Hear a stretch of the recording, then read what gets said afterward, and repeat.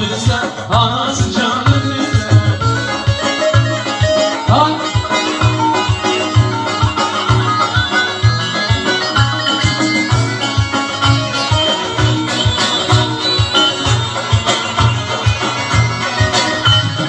Su vermek yolunda, güler çakallarında, keşke sevmez olsaydı adli yazılarında. Su vermek yollarında, güler çakallarında, keşke sevmez olsaydı adli yazılarında. Hem kalır hem de lisan, kızın adı Gülistan. Babası başlıysa, anası canlıysa. Hem kalır hem de lisan, kızın adı Gülistan. Babası başlıysa, anası canlıysa.